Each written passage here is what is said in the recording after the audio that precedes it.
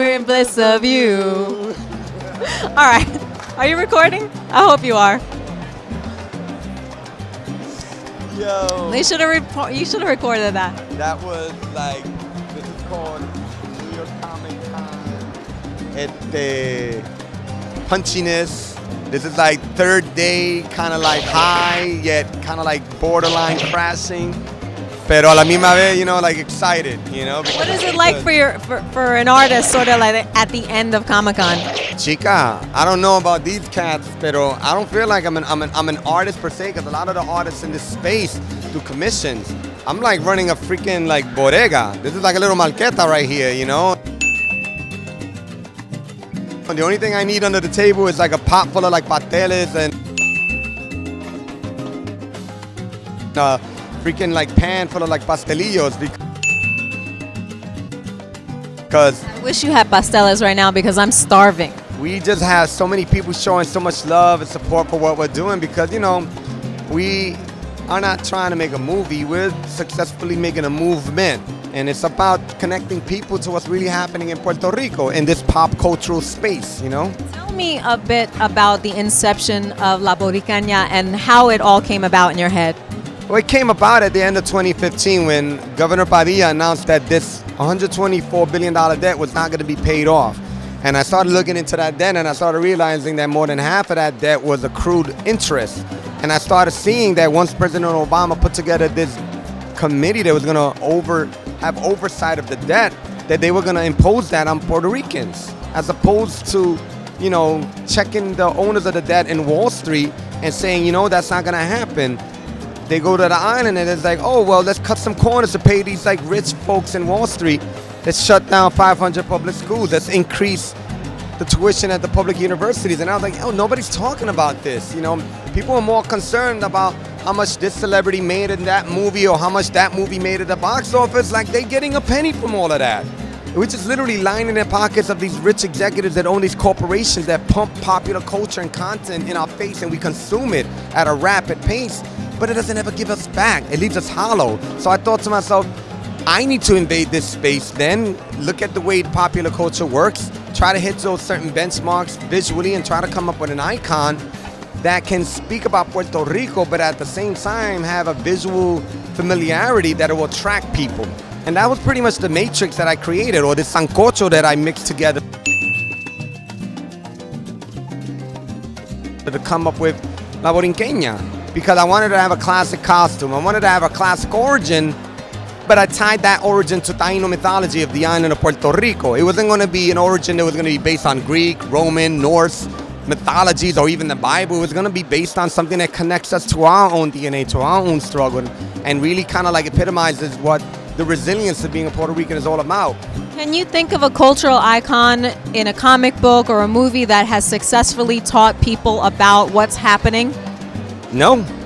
Honestly, you had the potential back in the 1940s when Captain America was first introduced under Timely Comics, right? And you even had a Puerto Rican in the 40s who actually was drawing covers, Alejandro Rosa Schomburg de Aguadilla, and he went by Alex Schomburg. But when that series went independent, you know, they would knock out Hitler and Nazis on the cover of those comics in the 40s, but that didn't transcend into an actual movement. Yeah, you know, World's Finest Comics by DC, they engaged people in a conversation about supporting the troops and buy U.S. bonds, but it wasn't a transformative social justice movement. Yeah, you know, maybe some cats in the 60s were young lords or Black Panthers were digging Stan Lee and Kirby's Black Panther comics, but that wasn't connecting it to an actual movement that was going to restore people who have been disenfranchised by hundreds of years of institutionalized racism or 121 years of colonialism in Puerto Rico. No, nobody was doing it. For the most part, people make content because we're living in a capitalist country. It's like, yo, how do I get it to the next level? But I have a background as an activist, so I didn't think that way. I was like, how do we use this culture to kind of like flip it and bring it back to a conversation, engage people in a real discourse that says, how do we decolonize Puerto Rico? And not just its political status, how do we decolonize ourselves physically, mentally, and spiritually, so that we can start seeing ourselves in a different way, and not just on the island, but across the world. I look at it in a lot of different ways. Like, if you're doing something that affects pop culture, Are you doing it so that people who are not Puerto Rican understand what Puerto Ricans are going through? Or are you doing it to educate Puerto Ricans who might not even know what's happening? The latter. It's about getting the information to a mainstream audience, because when the New York Times did a poll, over half of the people polled in the United States didn't even know that Puerto Ricans on the island had U.S. citizenship. And we have been, and that's why we were drafted to World War I. You know, we are literally living in a state of taxation without representation when you live in Puerto Rico. And what's bizarre about that is that that's not intrinsic to our DNA. Because if any cat from Texas or California with non-Puerto Rican heritage moves to the island and makes San Juan or Santurce their permanent address, they relinquish their U.S. rights and they embrace being a second-class citizen. You don't vote for president.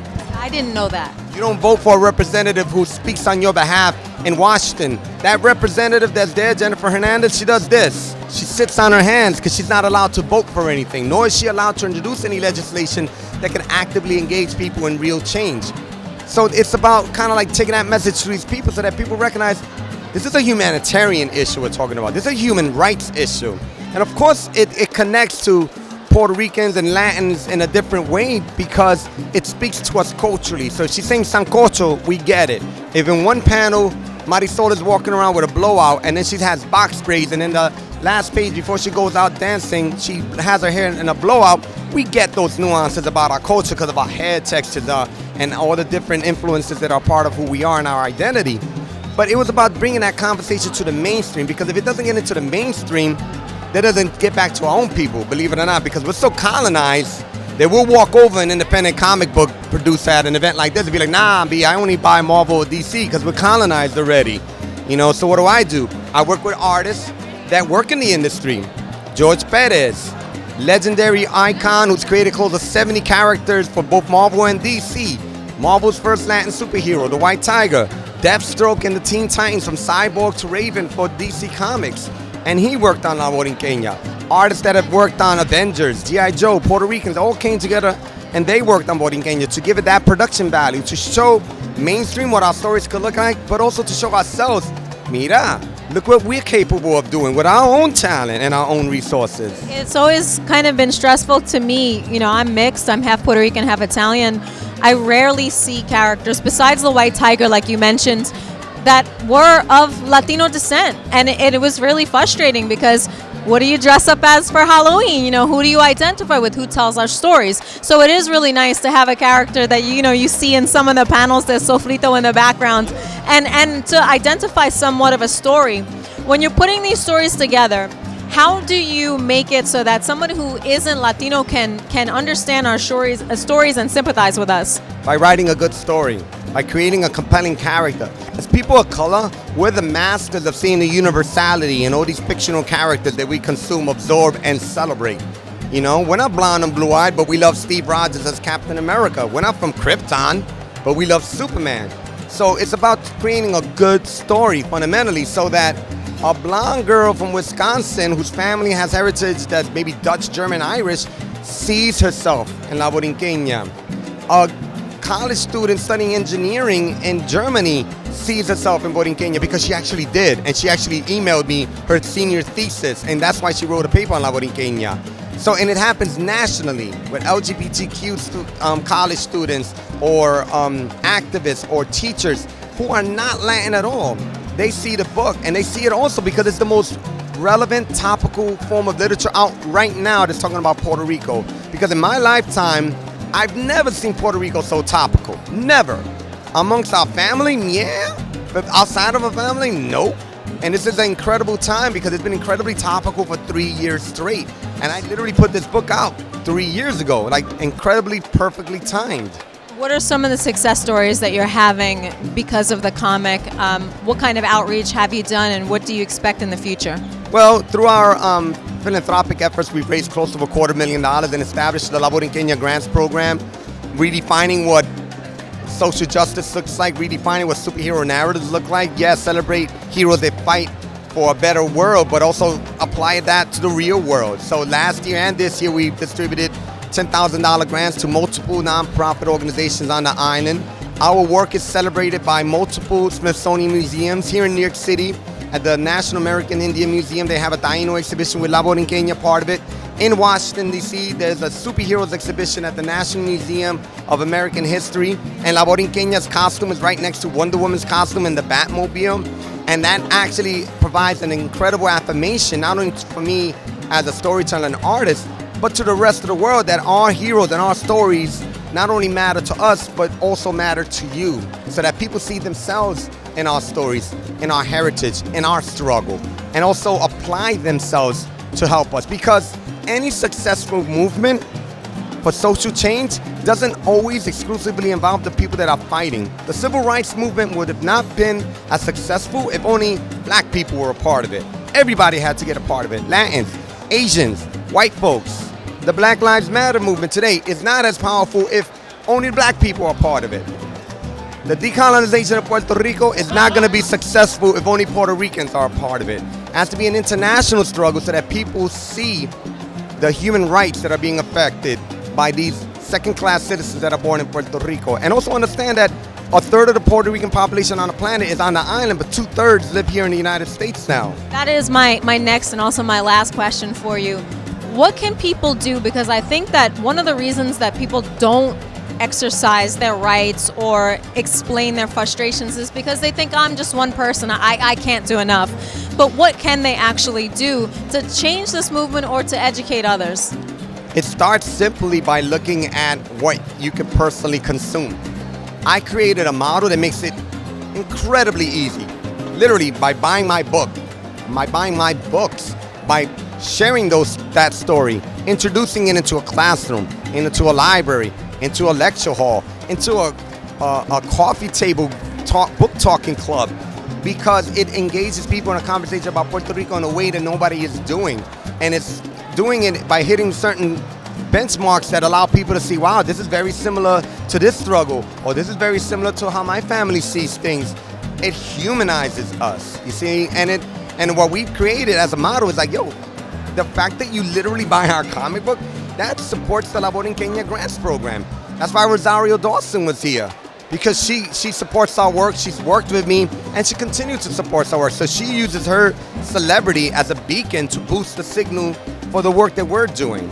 And we do the work. We vet these organizations, we celebrate them, we provide them with grants, and then we put them on our website so that people can see what we're doing, learn about these groups, and also get involved with them. Do you think things are getting better? Not yet. There's a lot more work to be done. In any space, when you say, yeah, things are getting better, there are going to be people on the peripheral. They're going to say, bueno, si estamos bien, yo no tengo que hacer nada. No. There's a lot more work that needs to be done. 60,000 homes were devastated after Hurricane Maria. Only 30,000 homes were fixed after that. There's still tens of thousands of homes in Puerto Rico that have blue tarps as roofs 2 years after Hurricane Maria. And the economy is a mess, and it means that people aren't going to make it better because they're going to leave.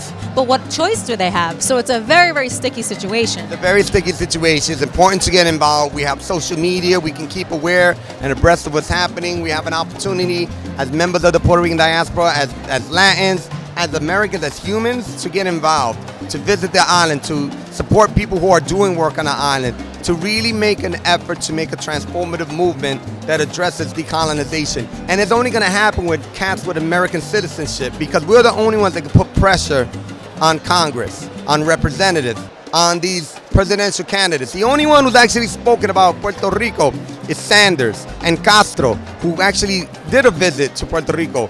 But none of these candidates are addressing it. So it's up to us to put the pressure on it. So yeah, there's a lot of work that needs to be done. Where can people find you? You can find me on Twitter at Mr. Edgardo NYC, at Instagram at La Borinquena Comics, or on our website, la-borinquena.com.